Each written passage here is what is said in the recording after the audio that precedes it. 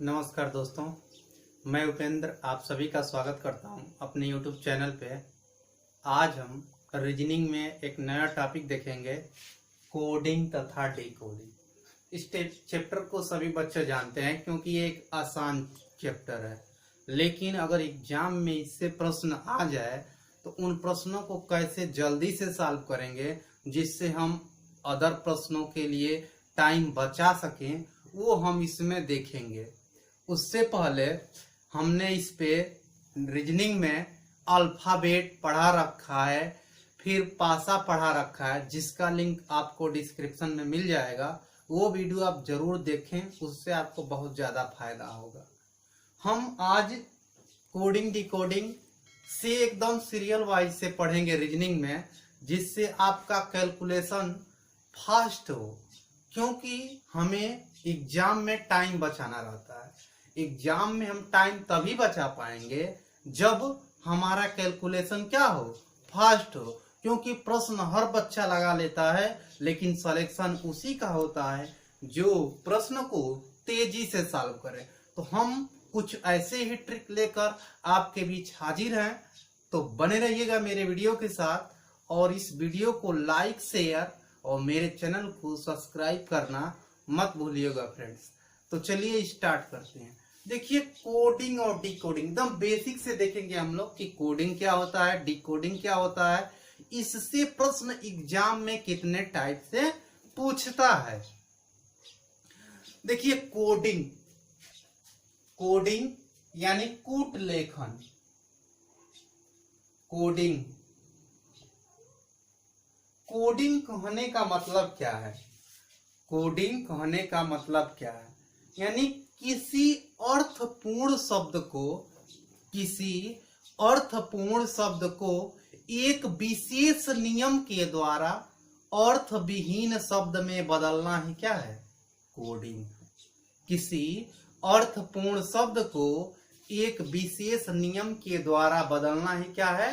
Coding है। अब यानी जैसे मान लीजिए किसी का नाम है, जैसे मेरा नाम मान लीजिए उपेंद्र, UPENDR है। हमने एक नियम लगाया और इसको हमने एक कोड बना दिया।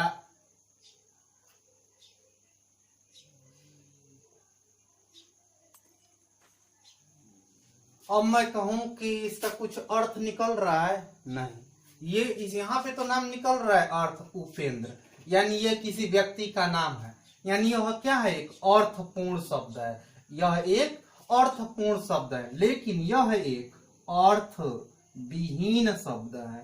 अर्थ विहीन शब्द है, और ये हमारा जो शब्द है एक अर्थपूर्ण शब्द है।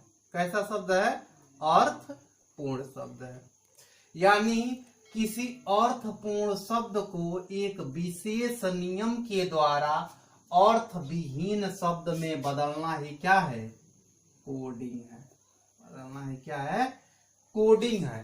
अब देखिए, अब जो कोडिंग में जैसे देखे होंगे किसी फिल्म में या कोई मिशन सक्सेसफुल करना रहता है, तो जो भी दो चार व्यक्ति होते हैं, उन व्यक्तियों के बीच उसका एक कोड बनाया जाता है, और वो व्यक्ति कहीं भी जाएंगे, अदर व्यक्ति के बीच में बैठ के भी बात करेंगे, तो वो उन्हीं व्यक्तियों को बस केवल बात समझ में आएगी कि हाँ, इसका मतलब ये है। तो वही कोडिंग है। यानी वो बात जिस दो व्यक्तियों के बीच हुई रहती है, उसी व्यक्ति को मालूम रहता है। कोडिंग यानी किसी अर्थपूर्ण शब्द को एक विशेष नियम के द्वारा अर्थ विहीन शब्द में बदलना ही क्या है? कोडिंग। अब देखिए, अर्थ विहीन शब्द में हमने कैसे एक विशेष नियम क्यों बोल रहे हैं? क्योंकि हम देख रहे हैं यहाँ उपेंद्र था, फिर मैंने लास्ट से A, उसके बाद R, उसके बाद D, उसके बाद N, उसके बाद E, उसके बाद P, फिर E, यानी लास्ट से शुरू तक एक नियम लगा के लिख दिया। तो यही क्या है? कोडिंग है। अब डिकोडिंग यानी इसी को अर्थ विहीन शब्द को अर्थपूर्ण शब्द में बदलना ही क्या है? डिकोडिंग। यानी यह एक अर्थ विहीन शब्द है, इसको एक विशेष नियम के द्वारा अर्थपूर्ण शब्द में बदलना। यानी मैं अगर ऐसे लिख दूं ARDNEP UPU और मैं इसको लिख रहा हूं UPENDRA, यानी एक अर्थविहीन शब्द था। मैंने एक विशेष नियम के द्वारा इसे अर्थपूर्ण शब्द यानी जिसका अर्थ निकलता है में बदलना ही क्या है, डिकोडिंग। क्या है, डिकोडिंग। यानी किसी अर्थविहीन शब्द को एक विशेष नियम के द्वारा अर्थपूर्ण शब्द में बदलना ही क्या है, डिकोडिंग है। अब जैसे मान लीजिए डॉग है, DOG, और देख लेते हैं DOG, डॉग। अब इस डॉग को आप कुछ कोड बना दीजिए। इस डॉग को मैंने मान लीजिए लिख दिया OGD। अब मैंने क्या किया, दूसरे अक्षर से उठाया, दूसरे तीसरे को लिखा, फिर पहले को लिखा। वैसे ही आपसे पूछ देगा कि तो मैन का कोड क्या होगा। कहेगा कि किसी विशेष भाषा में डॉग को OGD लिखा जाता है तो मैन को क्या लिखा जाएगा। तो एकदम जैसा नियम प्रश्न जो पूछ रहा है उसमें दिया होगा और जिसका आंसर आपसे पूछ रहा है उसमें आपको बताना होगा। तो जो नियम उस प्रश्न में लगाया होगा सेम नियम जो पूछा है उसमें हम क्या करेंगे, लगाएंगे। यानी AN। अब यानी कोडिंग और ये क्या है, डिकोडिंग। अब कोडिंग डिकोडिंग से एग्जाम में प्रश्न कितने टाइप से पूछता है इसके बारे में डिस्कस करते हैं। अब देखिए जो एग्जाम में प्रश्न पूछता है वो मुख्य रूप से 5 टाइप से पूछता है। एग्जाम में प्रश्न मुख्य रूप से 5 टाइप से पूछता है। तो बने रहिएगा, देखते हैं 5 टाइप क्या है। अगर आप वो 5 टाइप जान जाते हैं तो आप एग्जाम में किसी भी प्रश्न को जल्दी से सॉल्व कर लेंगे। तो चलिए देखते हैं 5 टाइप क्या है और प्रश्न एग्जाम में उन टाइपों से किस प्रकार पूछता है उसके बारे में देखते हैं। देखिए एग्जाम में प्रश्न मुख्य रूप से 5 ही टाइप से पूछता है। और देखिए कोडिंग डिकोडिंग के आप प्रश्नों को तभी जल्दी से सॉल्व कर पाएंगे जब आपको अल्फाबेट का ज्ञान हो। जब आपको अल्फाबेट के 26 नंबरों का ज्ञान हो कि E का नंबर क्या होगा, D का नंबर क्या होगा, N का नंबर क्या होगा, G का नंबर क्या होगा। तो ये इस पे हमने एक वीडियो बना रखा है जो मात्र आप एक बार उस वीडियो को देख लेंगे तो अल्फाबेट के 26 नंबर आप चुटकियों में याद कर लेंगे, आपके दिमाग में एकदम फिट हो जाएगा जिसको आप कभी नहीं भूलेंगे। तो जिसका लिंक हमने डिस्क्रिप्शन में दिया है वो वीडियो आप जरूर देखिएगा जिससे आप कोडिंग डिकोडिंग के प्रश्नों को बहुत जल्दी सॉल्व कर सकते हैं। अब चलिए देखते हैं कि 5 टाइप कौन कौन से है जिससे एग्जाम में प्रश्न पूछता है। तो देखिए 5 टाइप में पहला टाइप है टाइप फर्स्ट अक्षर कोडिंग, अल्फाबेट कोडिंग, अक्षर कोडिंग। दूसरा है आपका संख्या कोडिंग या अंक कोडिंग, संख्या कोडिंग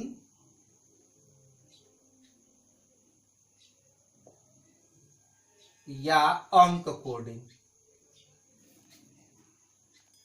तीसरा आपका है प्रतिस्थापन कोडिंग, प्रतिस्थापन कोडिंग, प्रतिस्थापन कोडिंग। चौथा आपका है प्रतीक कोडिंग, चौथा आपका है प्रतीक कोडिंग। अब सभी के बारे में देखेंगे हम लोग। और 5वां आपका है मिश्रित कोडिंग। 5वां क्या है, मिश्रित कोडिंग। एग्जाम में प्रश्न यही मुख्य 5 रूपों से पूछता है। एग्जाम में जो प्रश्न पूछा है कोई भी एग्जाम हो इन्हीं 5 मुख्य रूपों से पूछता है एग्जाम में प्रश्न। तो 5 के बारे में मैं थोड़ा सा हिंट दे देता हूं, फिर इस पे देखेंगे कि एग्जाम में जो प्रश्न आए हुए हैं प्रीवियस ईयर एग्जाम में वो प्रश्न कैसे हैं और उन प्रश्नों को हम कैसे जल्दी से सॉल्व करेंगे। तो सब पे थोड़ा सा चर्चा कर लेते हैं।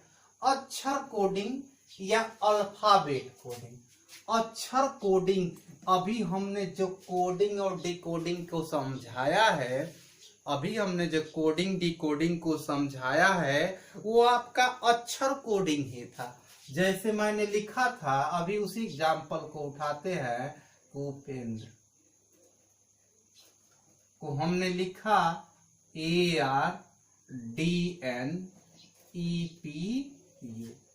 तो यह अक्षर कोडिंग है। अक्षर को अक्षर में ही बदला गया है, अक्षर को अक्षर में ही बदला गया है। जैसे एक और देखने, जैसे हैंड, हैंड को IBOE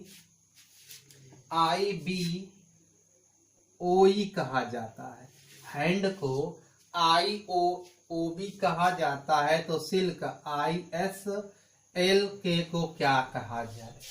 तो अब हम देखेंगे कि इसमें कौन सा नियम लगाया है। जो नियम इसमें लगाया होगा सेम वही कॉन्सेप्ट हम इसमें लगाएंगे। अब देख रहे हैं कि H के आगे क्या आता है जी, I, A के आगे B, N के आगे O, D के आगे E, यानी सबको एक एक स्थान आगे क्या किया है, बढ़ा दिया है। तो हम S के आगे T, I के आगे J, L के आगे M, K के आगे क्या होगा, L, K के आगे L, यानी TJML। अब दूसरा है ये, यानी ये जो है आपका क्या है, अक्षर कोडिंग। अब देखते हैं संख्या कोडिंग या अंक कोडिंग। संख्या कोडिंग या अंक कोडिंग। अब देखिए जो संख्या कोडिंग है उसमें प्रश्न कैसे देता है। संख्या कोडिंग पे चलते हैं आप। संख्या कोडिंग, अब देखिए संख्या कोडिंग, संख्या कोडिंग में एक नंबर दे देगा। जैसे मान लीजिए CHAIR, और इसका एक नंबर देगा संख्या के रूप में दिया है, जैसे 53 26 9, 53 26 9।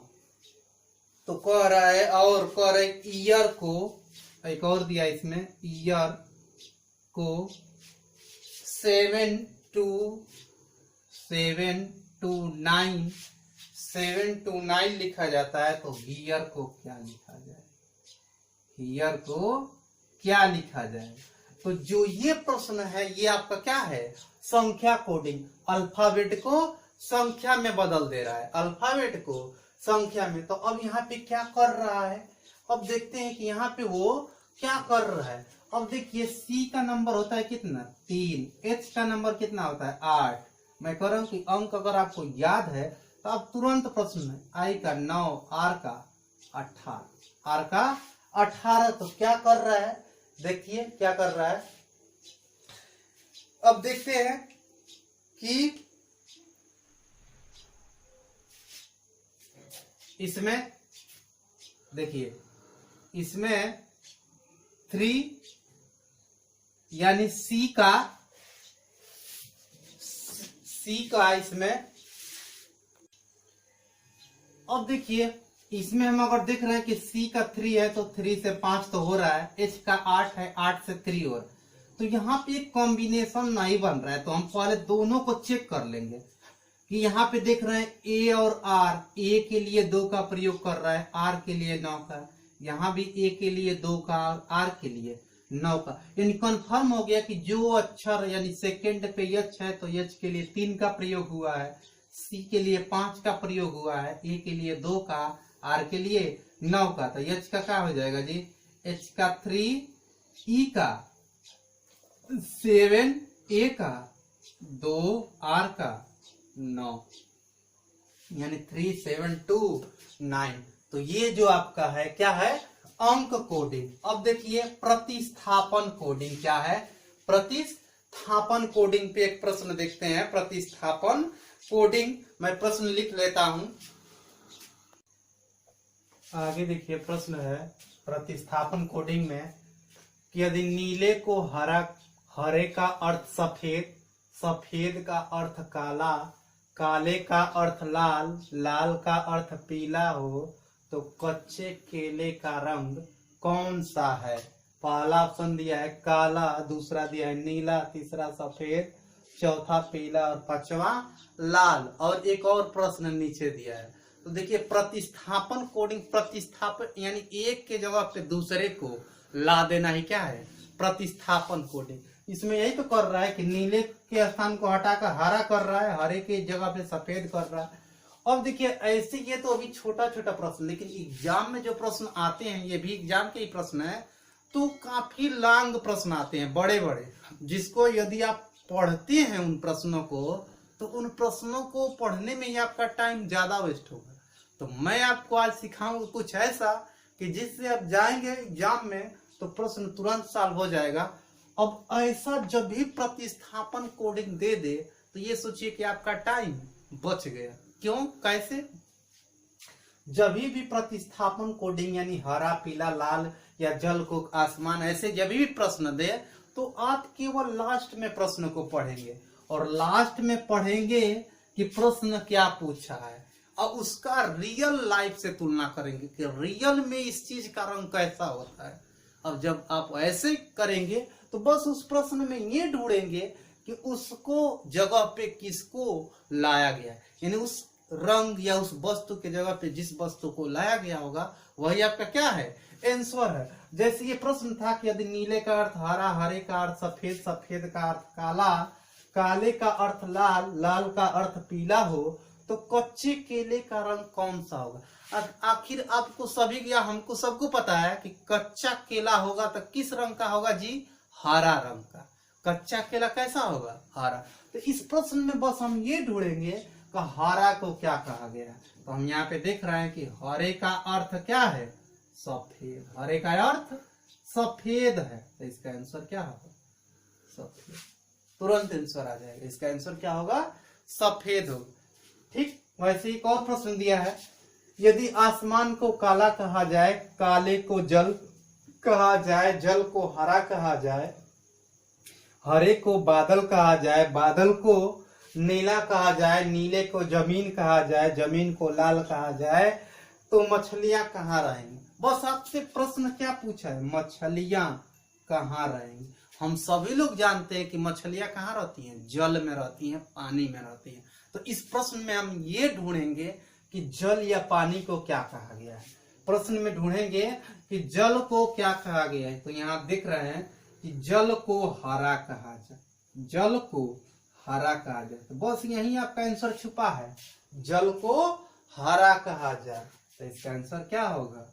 हरा। इसका आंसर क्या होगा? हरा होगा। तो ये जो था आपका क्या था? प्रतिस्थापन कोडिंग। और एग्जाम में आएगा तो आप ऐसे ही सॉल्व करेंगे। डायरेक्ट हम लास्ट में प्रश्नों को पढ़ेंगे और उसका रियल लाइफ से तुलना करेंगे कि रियल में इस चीज को क्या कहा जाता है और उसको ढूंढेंगे कि इसको क्या कहा गया है। ये था आपका प्रतिस्थापन कोडिंग।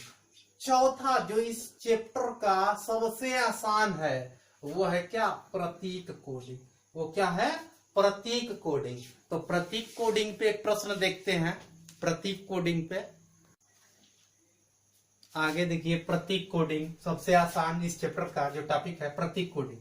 अब देखिए इसमें जो नंबर दिया है यानी जो अक्षर दिया है, यानी 4 अक्षर इधर है, इधर उसका कोड भी 4 है, इधर भी 4 ही अक्षर है, कोड भी 4 है और इसका पूछा है। तो जो जिस स्थान पे है वही उसका कोड है। मैं कहूँ कि यस का कोड तो यस का ये कोड है, ओ का कोड तो ओ का ये कोड है, एल का कोड तो एल का ये कोड है, ई का कोड तो ई का ये है। यानी जो जिस नंबर पे है वही उसका कोड है। तो यम, तो एम का क्या है? 7, तो यम का हो जाएगा 7। ओ का क्या है?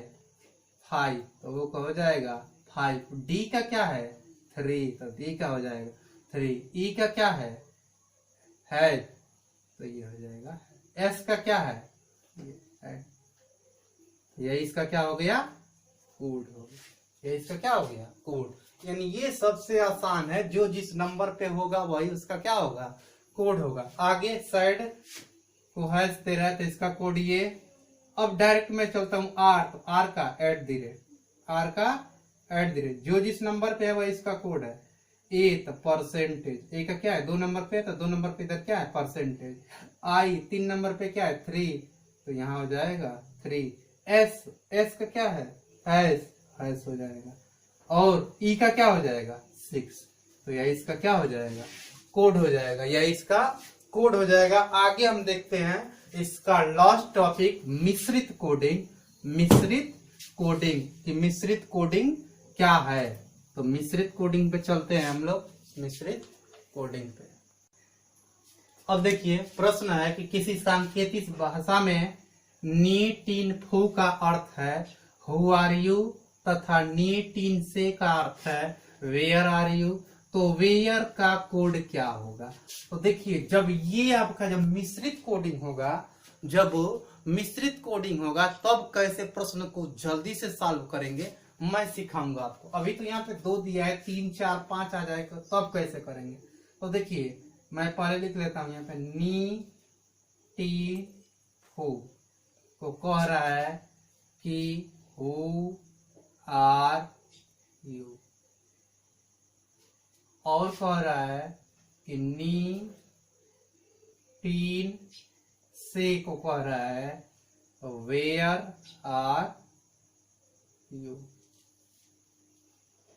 तो कह रहा है आपसे प्रश्न पूछा है कि वेयर का कोड क्या होगा, यानी वेयर को इसमें क्या इस्तेमाल किया गया है, इस कोड में वेयर के लिए किसका प्रयोग किया गया है। तो यहाँ पे तो जो 2 इक्वेशन माने यहाँ पे हम इक्वेशन बना लेंगे कि मान लिया कि यह पहला समीकरण और ये दूसरा समीकरण। अब देखिए इधर 2 कॉमन है आर यू, इधर भी कॉमन आर यू, तो आर यू हो गया। और इधर देख रहे हैं क्या कॉमन है, इधर दोनों में क्या कॉमन है आर यू। अब इधर देखिए दोनों में क्या कॉमन है, तो इधर कॉमन है नी और टीन। तो यहाँ तो 2 कॉमन निकल गया, क्या बचा से इसमें दूसरे समीकरण में और इसमें वेयर। तो वेयर के लिए किसका प्रयोग हुआ है से का, वेयर के लिए से का। यानी जब मिश्रित कोडिंग देगा, यानी जब मिक्सचर कोडिंग देगा तो हम जितना भी दिया होगा उसको इक्वेशन बना लेंगे और देखेंगे कि क्या कॉमन है। उन कॉमनों को हटाने के बाद शेष जो बचेगा वही उसका क्या होगा कोड होगा, वही उसका कोड होगा। इस पे एक और प्रश्न देखते हैं, वहां से आपको एकदम क्लियर हो जाएगा। आगे प्रश्न है कि किसी सांकेतिक भाषा में पीट ने टॉम का आशय एप्पल इज ग्रीन, ने टी टेट का आशय ग्रीन एंड व्हाइट तथा हु टॉम का आशय शर्ट इज व्हाइट है, तो बताएं कि एप्पल के लिए किस संकेत भाषा का यानी किस कोड भाषा का प्रयोग हुआ है। तो मैं बताया हूं कि बस आप लिख लेंगे पीट ने टॉम को लिख रहा है ये Apple is green, Apple is green. फिर कह रहा है कि ने हो टैक को लिख रहा है green and white, green and white. और लिख रहा है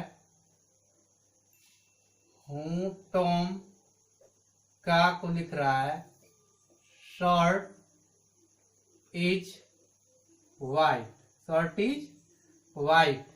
कह रहा है एप्पल के लिए क्या, मैं बताऊं कि ऐसा आ जाएगा। मान लेंगे कि 3 क्या दिया हुआ है समीकरण, फिर इन समीकरणों में से 2 समीकरण को चूज करेंगे जिसमें केवल एक कॉमन मिलता हो। तो पहले और दूसरे को लेंगे हम, तो बस मिल रहा है क्या कॉमन NAE नी। इधर देखिए क्या मिल रहा है कॉमन दोनों में, तो दोनों में मिल रहा है ग्रीन। यानी हम ये कह सकते हैं कि NAE के लिए ग्रीन कोड का इस्तेमाल हुआ है। और दूसरे और तीसरे को लेंगे तो क्या कॉमन मिल रहा है, दूसरे और तीसरे को लेंगे तो ये कॉमन मिल रहा है HO। इसमें क्या मिल रहा है दूसरे और तीसरे को व्हाइट, यानी HO के लिए किसका प्रयोग हुआ है व्हाइट के लिए। अब देखिए HO के लिए व्हाइट का प्रयोग हुआ है। अब देखिए अगर मैं इसको लूं इस वाले इक्वेशन को और इसको, तो इन दोनों में भी केवल एक कॉमन मिल रहा है, टॉम टॉम। और इधर क्या कॉमन मिल रहा है, इधर क्या कॉमन मिल रहा है, इज इज। इधर क्या कॉमन मिल रहा है, इज इज। अब यहाँ पे क्या बचा, एप्पल और यहाँ पे पीट। एक बार देख लीजिएगा फिर रिपीट करके वीडियो को। यहाँ पे बच रहा है क्या आपका, एप्पल और इधर पीट। यानी कह सकते हैं कि एप्पल के लिए पीट कोड का प्रयोग किया गया है, एप्पल के लिए पीट कोड का प्रयोग किया गया है। अब देखिए, यानी कोडिंग डिकोडिंग में केवल ये 5 टाइप है, उसका बेसिक और ट्रिक हमने सिखाया है। अब इस पे एग्जाम में कैसे प्रश्न आते हैं, जब 2-3 टॉपिक और पढ़ा लेंगे हम, तो इस सभी प्रश्नों का एक वीडियो बनाया जाएगा जिसमें बहुत सारे प्रश्न अच्छे अच्छे लेवल के आपको करवाए जाएंगे। तो उससे पहले मैं ये आपसे दावे के साथ कह सकता हूं कि आप मेरा रीजनिंग में पूरा कंप्लीट करवाऊंगा, मेरे साथ आप बने रहिए। मैं 30 से 35 लेक्चर में पूरा रीजनिंग खत्म हो जाएगा। चाहे आप एनटीपीसी का तैयारी कर रहे हो, ग्रुप डी या बीएड एग्जाम या एयरफोर्स वाई ग्रुप का तैयारी कर रहे हो, रीजनिंग पूरा और मैथ पूरा मैं कंप्लीट करवाऊंगा। तो मेरे चैनल को सब्सक्राइब जरूर कीजिएगा और ज्यादा से ज्यादा बच्चों को इस वीडियो के शेयर करके जोड़िएगा, जिससे कि मैं मोटिवेट होता रहूं और अच्छी से अच्छी वीडियो आप सबके बीच लाता रहूं। तब तक के लिए जय हिंद।